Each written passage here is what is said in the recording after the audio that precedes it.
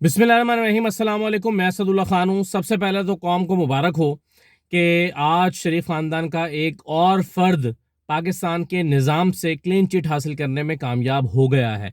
सलमान शहबाज 16 अरब रुपए की money laundering के मरकज़ी मुलज़िमान में से एक थे। पाकिस्तान आए पिछले दिनों, इश्तहारी थे वो। उनको पिछले साल 2022 में इश्तहारी करार दे दिया गया था क्योंकि वो अदालतों का सामना नहीं कर रहे थे, पाकिस्तान आ नहीं रहे थे। और फिर जब वो पाकिस्तान आए तो चंद ही दिन के अंदर अंदर एफआईए ने आज अदालत में, स्पेशल सेंट्रल कोर्ट में, ये लिख कर दे दिया कि इनके खिलाफ मनी लॉन्ड्रिंग के, किकबैक्स लेने के या किसी भी किस्म का जुर्म करने के कोई शवाहिद नहीं मिले। इसलिए जनाब हमारी तरफ से क्लीन चिट है। एफआईए ने सीधा सीधा लिख दिया। और ये वही एफआईए है जो जिन्होंने ये 16 रुपए की मनी लॉन्ड्रिंग का केस तैयार किया था इनके खिलाफ। और अब एफआईए जो है उसने अपना मौक़िफ़ बिल्कुल बदल लिया है। चालान पेश किया आज अदालत में सलमान शहबाज की हद तक और कहा कि देखें जनाब, इसमें तो सलमान शहबाज के खिलाफ हमें कोई सबूत ही नहीं मिले।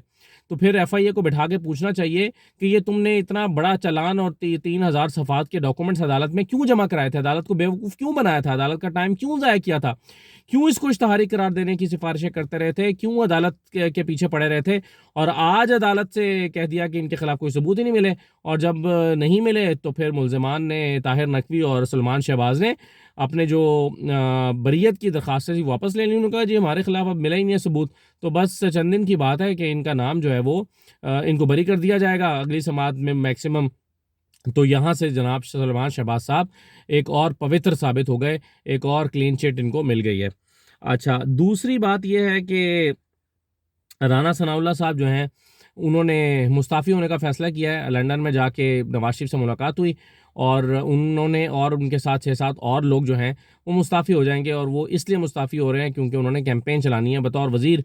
वज़ीर रहते हुए तो वो कैंपेन कर नहीं सकते, तो मरीम नवाज़ ने ये मशवरा दिया है उन्हें कि उन्हें मुस्ताफ़ी हो जाना चाहिए ताकि उनका हाथ बढ़ाएँ। अब बुनियादी ज़िम्मेदारी जो है वो मरीम की है, चूँकि वो चीफ़ ऑर्गेनाइज़र भी बन गई हैं। वो इंतखाबी मुहिम भी पाकिस्तान में 1 फरवरी से शुरू कर रही हैं। वो आके मीटिंग्स भी कर रही हैं, जलसे भी कर रही हैं और सारा कुछ करने के बाद उनको कामयाबी की ज़ाहिर है ख्वाहिश होगी। और कामयाबी उनको लगता है कि उसके लिए बाकी अहम वज़ीरों की सपोर्ट चाहिए होगी। तो राना सनाउल्लाह साहब को और कुछ और वज़रा को इस्तीफ़े दिलवाकर कैंपेन में उतारा जाएगा। आपको पता है कि जब ज़िमनी इलेक्शन हुआ था तो कई वज़रा ने इस्तीफ़े दिए थे उस वक़्त भी, और ये ज़िमनी इंतखाबात में उतरे थे, लेकिन उसका कतई फ़ायदा नहीं हुआ था। और 16 सीटें जो है वो पीडीएम हार गई थी और पाकिस्तान तहरीक इंसाफ 16 सीटों पे कामयाब हो गई थी। तो फ़ायदा कोई भी नहीं हुआ था, लेकिन बहरहाल कोशिश करना हर शख्स का हक़ है। तो अब भी ये इस्तीफ़े दे के इंतखाबी मैदान में उतरेंगे।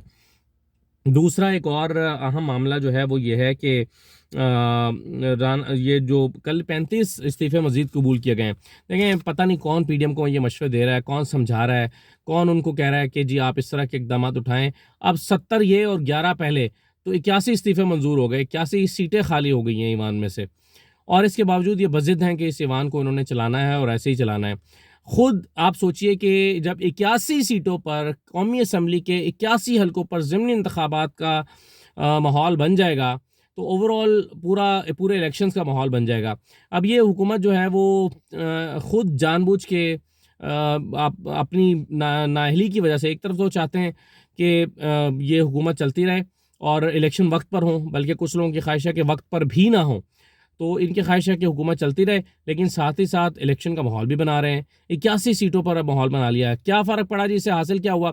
हासिल ये हुआ है कि नून लीग पार्लियामान की सबसे बड़ी सियासी जमात बन गई है। कितनी जी? 84 सीटें उनके पास, तो अब पीटीआई के पास सीटें कम रह गई हैं, सिर्फ 48 रह गई हैं। उनके 48 एमएनए जो हैं वो मौजूद हैं और बाकी जो हैं वो सीटें इनके पास जो है वो 84 सीटों के साथ पीटीआई सबसे बड़ी पार्टी बन गई है। पीएमएलएन सबसे बड़ी पार्टी बन गई है। पीपल्स पार्टी 53 या 54 सीटों के साथ दूसरी बड़ी पार्टी बन गई है और पाकिस्तान तहरीक इंसाफ 48 सीटों के साथ।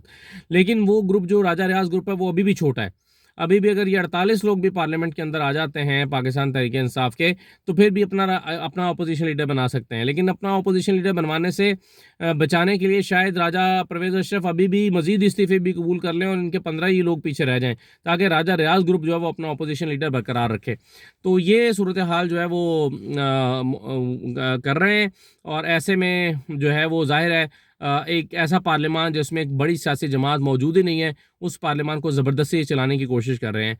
तभी कोई इन अक्ल के दुश्मनों को समझाए कि ऐसा करके आप अपनी पार्लियामेंट में अक्सरियत तो साबित कर लेंगे, लेकिन ऐसा करके आप पाकिस्तान के अवाम का, कारोबार का, कारोबारी हजरात का, स्टॉक मार्केट का और बाकी लोगों का एतमाद बहाल नहीं कर सकते। आप सोचें ना, जब 81 बंदे पार्लियामेंट से बाहर हैं या 130 बंदे, अब बाकी भी इस्तीफे अगर कबूल हो जाते हैं, पार्लियामेंट से बाहर हैं और शोर मच रहा है कि जी अब तो पार्लियामान ही खाली हो गया, अब तो इलेक्शन होने जा रहा है, तो कारोबार तो नहीं चलेगा और पाकिस्तान में सियासी अदम इस्तेहकाम ख़त्म तो नहीं होगा। और जब सियासी अदम इस्तेहकाम ख़त्म नहीं होगा तो आप जानते हैं कि मुआशी अदम इस्तेहकाम भी ख़त्म नहीं होगा। तो ऐसे में इनको कौन समझाए कि मसले का हल ये नहीं है, आप अपनी अददी अक्सरियत बना भी लेंगे तो जो माशी हालात हैं वो बहुत संगीन हैं। जो लोग मईशत को समझते हैं, कारोबार को समझते हैं, वो हैरान है कि ये इनको रात को नींद कैसे आ रही है हुकूमत में शामिल लोगों को। या तो इनको पता नहीं है या फिर बहुत ही ये जो है वो गफलत का शिकार लोग हैं, क्योंकि कैसर शेख साहब खुद ये समझते हैं कि 15-20 दिन की बात है, लोग सड़कों पर आ जाएंगे और लोगों की बस हो गई है। खुद नून लीग के जो फाइनेंस कमेटी को हेड करते हैं उनका ये ख्याल है। और मईशत की सूरत हाल ये है कि वर्ल्ड इकनॉमिक फोरम ने पाकिस्तान में 5 संगीन ख़तरात की निशानदेही की है। एक, उन्होंने कहा कि पाकिस्तान को डिफ़ॉल्ट का ख़तरा है, वर्ल्ड इकनॉमिक फोरम ने कहा है। दूसरा, पाकिस्तान को महंगाई से शदीद ख़तरात लाहिक हैं और महंगाई बढ़ती जा रही है और पाकिस्तान में लोगों की क़ुव्वत ख़रीद नहीं है और इससे ज़ाहिर है एक अफरा तफरी और क्योस पैदा हो सकता है और मुजाहरे शुरू हो सकते हैं। नंबर 3, उन्होंने कहा कि पाकिस्तान ग़ज़ाई अदम इस्तेहकाम का भी शिकार हो गया है। एक तो ज़ाहिर है सैलाब की वजह से भी, और दूसरा हुकूमत की मुआशी पॉलिसियाँ, बाहर से जो है वो खुराक मंगाने के पैसे नहीं हैं। आप जानते हैं प्याज 250 रुपये किलो मिल रहा है, 250 रुपये किलो, यानी 1250 रुपये की धड़ी। तो अगर कोई बंदा 4 किलो प्याज लेकर आता है तो 1000 का नोट उसको देना पड़ता है। एक मज़दूर को अपनी पूरी दिहाड़ी देनी पड़ती है 1 हफ़्ते का प्याज ख़रीदने के लिए। तो ये सूरत हाल जो है वो यहाँ पर हुई भी है। ग़ज़ाई अदम तहफ़्फ़ुज़ का शिकार है पाकिस्तान, ये वर्ल्ड इकनॉमिक फ़ोरम ने कहा है। फिर वो कहते हैं कि जी कर्ज़े पाकिस्तान का एक बहुत बड़ा मसला है और ये पाकिस्तान के ख़तरात से दो चार कर रहे हैं, क्योंकि इतने पाकिस्तान के पैसे नहीं हैं जितने पाकिस्तान ने अगले 3 महीने में किस्तें देनी है। तो ये एक बहुत बड़ा मसला है। फिर उन्होंने कहा कि सैलाब की वजह से जो पाकिस्तान में आबी निज़ाम तबाह हुआ है, उसकी वजह से पाकिस्तान आबी वसाइल में भी रुकावटें आएँगी और आबी वसाइल में रुकावटें आने का मतलब ये है कि ज़राअत पाकिस्तान की बुरी तरह मुतासिर हो जाएगी। तो आप एक तरफ ये देखें गिमिक्स चल रहे हैं कि जी 80 70 इस्तीफ़े कबूल कर लिए, 35 इस्तीफ़े कबूल कर लिए, फिर दोबारा 35 कर लिए और 11 पहले हैं, यानी आप खुश हो रहे हैं, तंज़ कर रहे हैं कि हाँ जी अब आना है पार्लियामेंट में वापस, तंज़ कर रहे हैं, ट्वीट्स कर रहे हैं, लेकिन पाकिस्तान की मुआशी सूरत हाल की संगीनी का एहसास जो है वो इस हुकूमत को नहीं है। और आप देख रहे हैं कि चीज़ें जो हैं वो किधर को जा रही हैं, लेकिन नवाज शरीफ साहब बज़िद हैं कि हुकूमत बज़िद है कि वो इलेक्शन नहीं कराएगी। और एक और मैं आपको ख़बर दे दूं कि नवाज शरीफ साहब जो हैं उनके बारे में राना सनाउल्लाह ने ये ऐलान किया है कि जी उनकी अभी वापसी नहीं हो रही। उसकी वजह यह है कि उनकी वापसी में कानूनी रुकावटें दरपेश हैं और कानूनी रुकावटें जो हैं ये जब तक ख़त्म नहीं होंगी वो वापस नहीं आएंगे। और उन्होंने कहा है कि उनकी कानूनी रुकावटों को दूर करने की कोशिश की जा रही है। तो आप सोचिए कि कानूनी रुकावटें जो हैं वो दूर होने की कोशिश हो रही है, तो क्या हो रहा होगा, यानी मैनिपुलेशन चीज़ें, मैनेजमेंट, जैसे सलमान शहबाज की मैनेजमेंट हुई है ऐसे ही नवाज शरीफ की भी मैनेजमेंट हो रही है। तो ये हालात हैं जी पाकिस्तान में इस वक्त। और आप पाकिस्तान के हालात की संगीनी और मौजूदा हुकूमत की संजीदगी और जो क्राइसिस पाकिस्तान की इकॉनमी को दरपेश है उनको ज़रा साथ साथ मिलाकर देखें तो आपको अंदाज़ा होगा खुदा के हमारे हालात खुदा न खास्ता किस बहरान से दो चार होने जा रहे हैं। इजाज़त दीजिए, अल्लाह हाफ़िज़।